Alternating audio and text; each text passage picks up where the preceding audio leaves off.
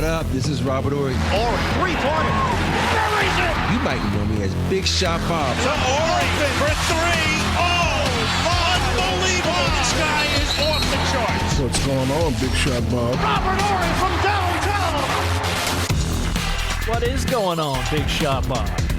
Another day, never die. Another day. It is the shoot-around, our second show of the week. If you ever have something you want to float our way, we're at Big Shot Bob Pod all over the place. I had this one come in from a bunch of different people. Rob, if you're the Cleveland Cavaliers and you get to pick, who do you want to keep? Darius Garland or Donovan Mitchell? Because it looks like all signs are pointing to one of the two of them being out in Cleveland. So what do you think, man? If you got your pick of the choice, you want to keep Spider or you want to keep Darius? I'm keeping Darius. Okay. Because I just think Darius makes the people around him better. And Spider's a hell of a player, but Spider needs to be in a Jalen Brunson situation where he doesn't have to pass and make people around him better. He just needs to play his game and everybody else feeds off of him. Because I see so many times where he has the opportunity to pass and he doesn't.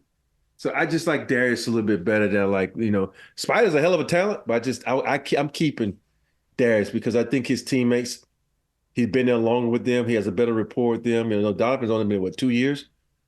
Yeah, and so I just second think season. I get rid of Donovan. I move on from him. Harp, who do you want?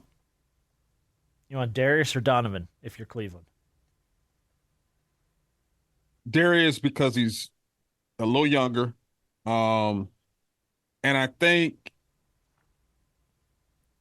Cleveland wants to see they want to see him continue to grow with the Cleveland jersey on, and continue to grow and elevate with Mobley, continue to grow with Jared Allen, and just and have that. They're not super young, but they're still they're young enough. Yeah, they're pretty young. They can continue to grow and they can continue to be better together. And I just think they can do that with Darius Garland a little better than they can with Donovan Mitchell. Okay. Yeah. Good. Right now it's if Darius does go, I've heard 100 different places, but right now the front runner is San Antonio to play with Wembanyama. They need a point guard. Yeah, so that might work there. Donovan told Woj, quote, "I'm happy in Cleveland." So I don't know if he's trying to get out of town or what, but it all signs are pointing to one of the two of them going, though. Because I think every player's always said, "I'm happy here in the back line to get me the fuck out of Dodge." telling his agent, like, look, I'm going to tell Woj, I love it here, and then you're going to get me the hell out of town. Question from Peter. Rob, will a team draft Bronny only in hopes to lure LeBron to their team? And do you think it works? There's more to this question, but we'll start there. I think someone will draft Bronny just for the sense that, nowadays drafts are built on potential. Nobody drafts on what they've seen, the eye test, like, oh, this guy's done this, this, and this. It's about the potential. Because you think about the guy they talking about going first from Australia. He averages 9 fucking points a game. Oh, yeah, we're talking about that. Yeah. And so it's like, for me, it's all about potential, what could be down the line. So, yeah, he'll get drafted. And I don't think it has nothing to do with his dad. That's just going to be a plus if it happens. But at the end of the day, his dad is a billionaire, whatever. But is he going to turn down 40, 50 million, whatever he can make with the Lakers to go play with his son? He's got $50 million on his extension or on his player option. No, I think someone does draft him. But you think they draft him on potential, not on maybe this gets LeBron to come spend 2 seasons? I think on potential. Okay. Yeah. So that was the other end of this question was, if this entire let's draft Bronny thing is more a publicity stunt, could it really hurt the kid's future? Like if he's not NBA ready and they put him on a roster to try and tempt LeBron and it doesn't work, now he's just another guy in the league riding the pine. Well, he's not going to ride the pine because he's going to be in the G League. They're going to send him down to the G League to get more experience because if you really think about it, on the big scheme of things, he doesn't have a lot of experience playing with, elite athletes. Yeah. Because he was in USC. He was hurt for the beginning of that season. And then he didn't play that much. He just didn't get a lot of time. Yeah, and now you throw him down to G League, he's going to get a lot of time. Throw him in the deep end. And this is going to tell you he can sink or swim. Okay. Yeah, obviously, you hear rumors swirling, as the summer goes on, as we get close to the draft, that somebody could take him in the first round, like Utah with the 32nd pick. I've heard that. Yeah. So, a couple of teams may be doing it just to, ruin whatever the Lakers have planned in their mind. Because I don't think the Lakers pick into what 55? Yeah. It's late. So, that's a lot of picks until yours comes around. A team could say, and I don't believe if another team drafts Bronny that LeBron's going to leave and go there. I just don't believe that. I don't believe it. I just don't see it happening. If anything, it would make it interesting because Bronny has admitted that, hey, I'd love to play, go against my pops. Okay. If he ever gets that chance to, who knows? Because he can't do that playing in the G League. So I think the Lakers are hoping and praying that he's there so they can take him and they could be the first, father-son tandem ever. Yeah. All right. We'll see how it shakes out. But if I'm Bronny though, I'm questioning a lot of people's motives in this draft. Like who's playing games with me and who legitimately wants to see me evolve as a player? Who's you should have been questioning. You should have been questioning that when you declared. Mm-hmm. Yeah, well, that's true. But he has to the 26th to make sure he stays in this draft. Is it the 26th? Well, the draft is on the 26th, or the 26th of this month. 26th of this month. Yeah, because then I think he's got to hit the portal, right? Yeah, he's got to declare somewhere if he's going to be in the portal. Yeah. So if he's going to stay in college, he's going to have to figure something out here soon. Mm-hmm. Did you see? This is completely off topic, but did you see that they greenlit Happy Gilmore 2 at Netflix? No, I didn't see that. I didn't see that. Yeah, Adam Sandler announced it on Dan Patrick's show this week. Netflix has officially greenlit Happy Gilmore 2 almost 30 years after the original came out in 1996. You're going to get Adam Sandler back and a number of other people. Without Bob Barker, who should he fight? Bob Barker sadly passed away. Yeah. And he was. I mean, God bless Bob Barker was 99 when he passed. I got a weird feeling. Got to be it's a good. Be Stephen A. Stephen A. wouldn't be bad. That would actually be really good. Because you think about people like in the sports world. I know Bob wasn't in the sports world, but he was a big right. It was golfer. The joke was it was the celebrity pro-am, and he was playing with Bob Barker, and Bob Barker beat his ass. Yeah. I'm gonna tell you who I think it should be. Charles Barkley. No, I think I think it should be Skip Bayless. Oh, Skip. Well, here's the bit though. The joke was that Bob Barker won. No one's gonna want to see Skip win. Everyone's like, kick his ass at him. Like it's never gonna tilt. You know what I mean? Yeah, but to see Skip gloat, one thing people hate to see is Skip gloat. Oh yeah, and he does. So to see Skip win something and then gloats, that just makes you even more angry, and then makes you want to go after him even more. So I don't know. I don't know why I can see Skip Bayless doing something like that. Good guess. I like the guess though. I'd like to see keep it with the old school game show hosts. And have him fight Pat Sajak. I was going to say the same thing. Have him fight Pat Sajak because Pat Sajak has got a great sense of humor. He's still young enough to do that. I mean, I'm telling you, dude, Pat Sajak would be funny. Yeah, Pat Sajak. Vanna. It could be Vanna. That's not White. Just making a guy. Let's make it Vanna. Vanna White. Just give him Ronda Rousey his ass for. Exactly. What is your? I don't even know if you have one, but do you have a favorite Adam Sandler movie? Of course. What's your favorite? Waterboy. The Waterboy. Okay. Waterboy is my favorite, man. I love Waterboy. Yeah, Waterboy's there. What's the other one? Where he had the kid? Oh, Big Daddy. Big Daddy. Yeah. Big Daddy's fun. That's a funny. They pissing on the side of the but building. Also, anything with Selma Hayek can always can be a big one too. I was not a fan of the Longest Yard remake they did though. Him and Rock and all that. I was like, Give me the original Longest Yard. But Billy Madison, which is probably the first movie he made, which is arguably the dumbest movie ever made, still makes me laugh. It's just so freaking stupid, just for stupidity. And that teacher is gorgeous. Whoever played Veronica Vaughn. All right, question from Chris, swerving us off track on this one. Oh, Lord. Did you guys see the Diddy video? I'm sure you have. It's really sad. I used to like that guy a lot. Y'all have met a lot of celebrities. Who was really cool, and which ones were assholes? kind of a loaded question here, but so I guess we'll try to do our best. Coolest celebrity you ever got to meet, and biggest a-hole. I think, but you gotta understand, like nobody's really assholes to us. I mean, for like someone who's like, Oh right, yeah, no, like you're I get what you're saying. You're someone of notable status. No one's going to be a dick to you. I didn't know how to properly put that without sounding like a dick. Yeah, without being like, well, I'm famous, so no one's being. Yeah, no, I got you. Yeah, and so Rock was really cool. Bruce Willis was cool, but if I had to pick someone, it was Samuel Jackson. The coolest? I think Samuel Jackson has to be the coolest person I met. And he was just him and Patti LaBelle. Patti LaBelle, I fell in love with. I think her. Yeah, those it's because everybody's both so good. Cool, man. When you get to meet them, man. Yeah. It's Well, but there's always the old adage of never meet your heroes. Because you never want to like meet somebody and you're excited to meet somebody and then they just treat you like crap. I will say this: the one celebrity I met and I was so pissed off I didn't get a chance to talk to him was Common. I love Common. And it was at All-Star in LA, and he was like, I met him, he was standing there, and then someone pulled me, and I looked, and I wanted to really like have a conversation because I think he's just so cool. Yeah. And by that time, someone had whisked him, I'm like, fuck, I wanted to talk to Common. You got to talk to Dave Chappelle though for a minute. You told us that. Yeah, man. Spend some time with Dave. That's awesome. Nobody gets time with Dave. No, right? I've asked. We talked to his publicist. I was like, please, 5 minutes. They're like, no. I'm like, oh, okay. Yeah. We begged for Dave. Harp, let me see. Can you think of the coolest and or maybe the biggest D-hole?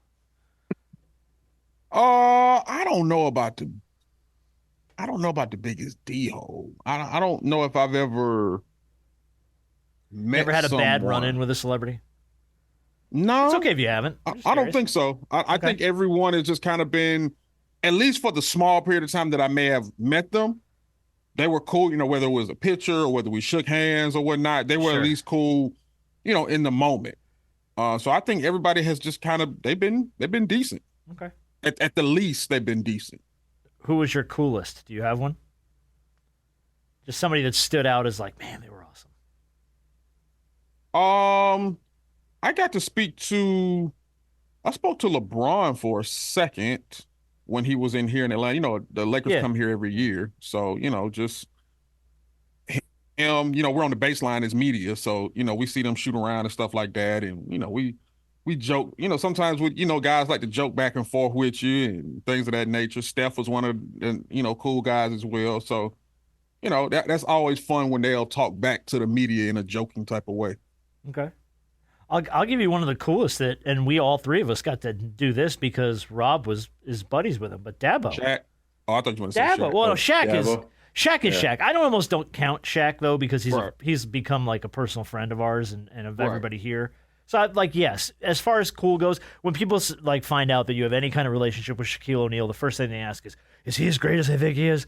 And you always go, yeah, he's awesome. Like I mean, he spends more time with the kids than with the adults because he cares about the kids. He's great. But Dabo was cool as hell. Yeah. And I didn't know, I know Dabo has kind of a reputation for being kind of prickly sometimes.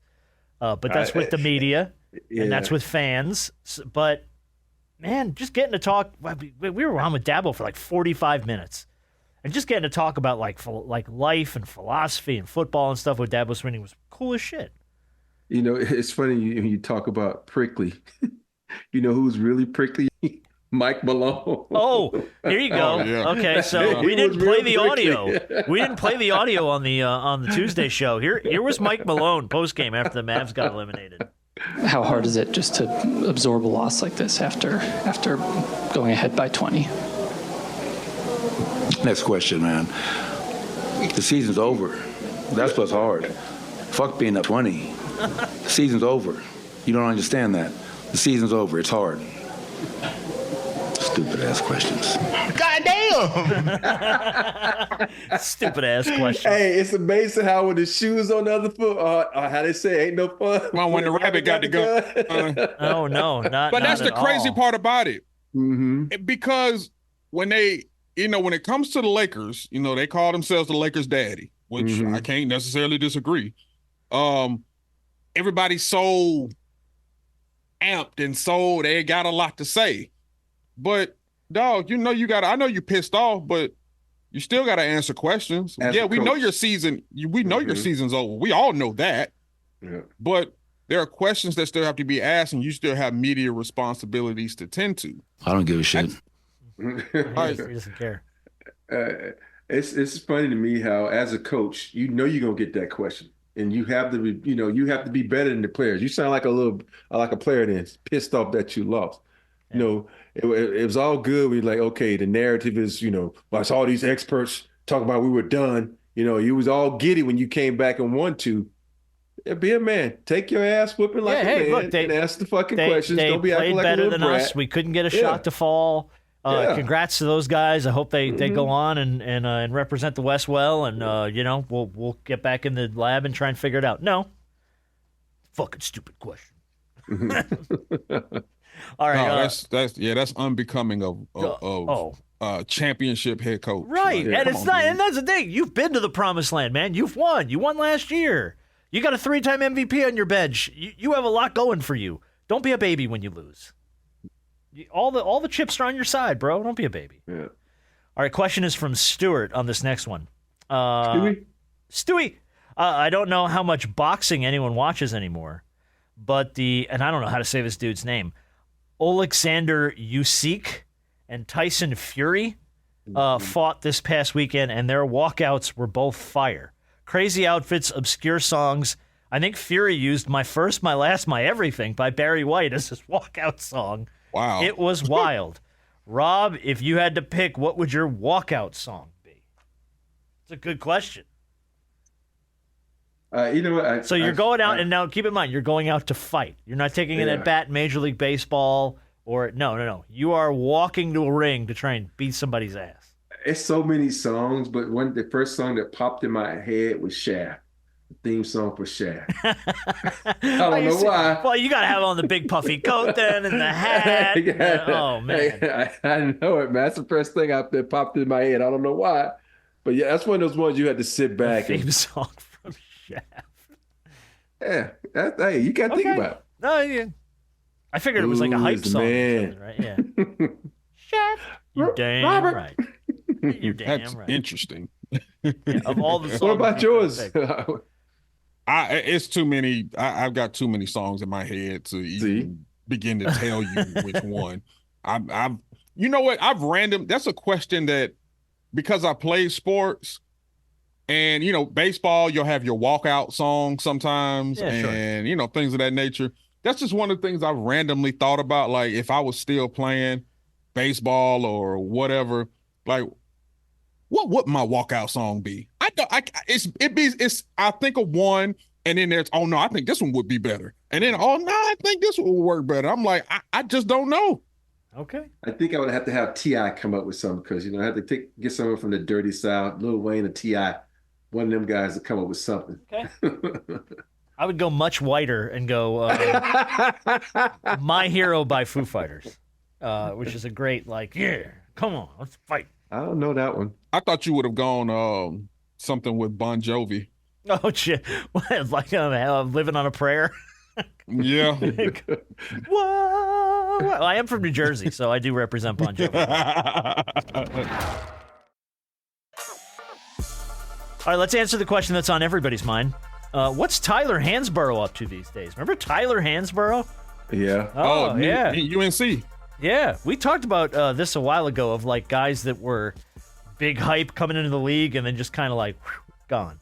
Well, you like the number one player of the year and all that kind of stuff? Yeah, so like he came into the NBA in 2009, one of the most dominant college basketball players in ages. He played 4 years for the Pacers, 3 years for the Raptors, 2 years in Charlotte, and then he went overseas and he played a bunch. And since retiring from basketball, apparently, Tyler Hansbrough is a madman on the pickleball court. Dude got into pickleball, and he loves it, and he will run you out the building in pickleball. It's a lot of people, man, getting involved in pickleball. I've even, started playing a little bit. Dude, my wife bought us pickleball paddles because they took the tennis courts in our neighborhood and ripped them out and changed them to pickleball. Yep. That is so funny. I've never played in my life, but I got like 4 pickleball gift bags. Okay, so you could pick up a racket. I could pick up pickleball. But did you play like table tennis or ping pong or anything like that? I played ping pong. I played tennis. I love tennis. I love ping pong. But so this is a good. I haven't picked up pickleball yet. Yeah, this is like a nice marriage of those two things. And I mean, I love some table tennis. But my question is, other than if you had to challenge anybody in a sport other than basketball, and you had to win, Shit. What are you playing? Oh my goodness. Any sport other than hoops. Could be It anything. wouldn't be golf. I suck at golf. Not golf, but like, could you out bowl me? My highest in a bowling is I think is a 155. So I'm not good at bowling. It's not terrible though. I mean, That's what we should do next time you get here. Bowl. Go Whatever bowling? time you got. Yeah. We should go bowling. That should be interesting. That would be. We gotta get that on film.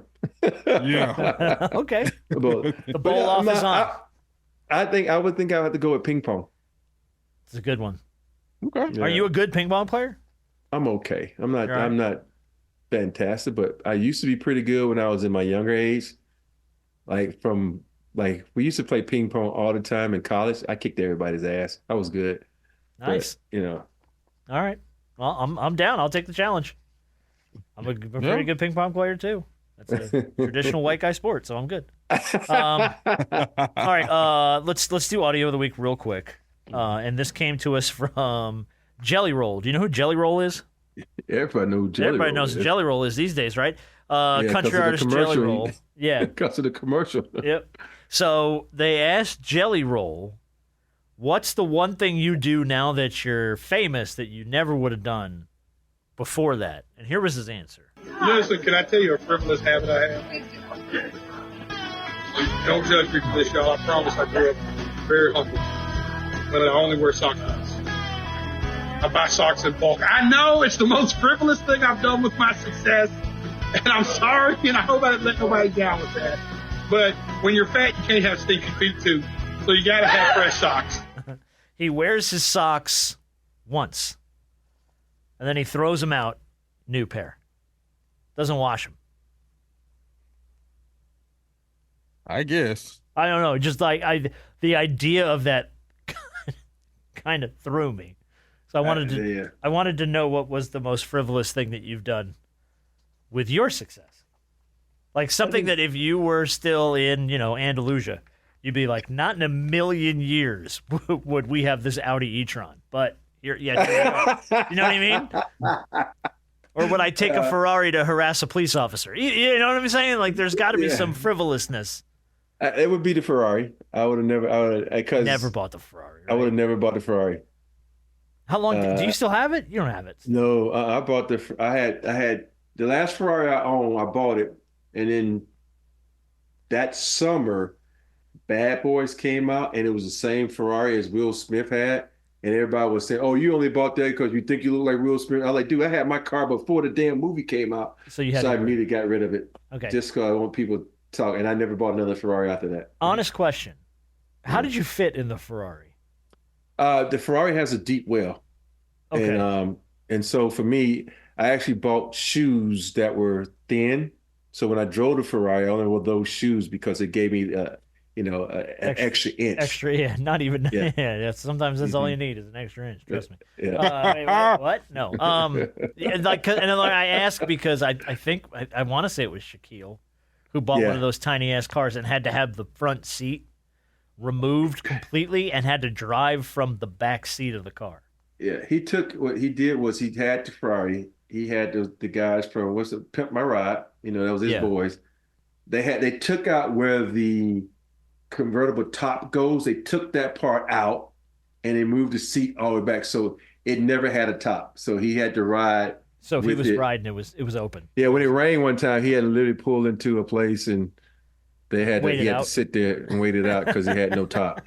Because you can't put the top up because they took that out to fit the because that just doesn't seem like it's a car that's conducive for very large people. No, it's not. You know what I mean? Like it's flashy and it's cool, but it's like it can't be comfortable. But you also got to understand, instead of weighing 285 like I do now, I weigh like 240. So the width, everything fit perfectly. That extra 45 pounds made the difference. That 45 pounds made a difference. That's all it takes, man. You got to lose about 50 pounds and get yourself into a Ferrari again. Yeah. Mm-hmm. How was it? Honest. Again, I'm asking questions because I've never driven a Ferrari. Mm-hmm. How is it to drive? Because again, flashy, cool. It doesn't seem like it's a lot of fun to drive, even. But the thing about this is you can throw it in automatic. Now, it's not shifting gears anymore. You have the Tiptronic. I would just put mine in automatic and drive it like that. But now that I think about it, I think the other thing I would have never bought was, you remember how back in the day everybody was buying the Rolexes with diamonds in it? Oh yeah. That was like the thing. Yeah, yeah. It's back in style now. I would have never done that because it's You did that? I did that. You know, it's because everybody, oh, I got money. I buy a Rolex with these diamonds. Every time you look around, you bumping the wall, diamonds falling out. It's like, why would you do stupid shit like that? So I merely, sold a watch. And dare I ask either of these questions?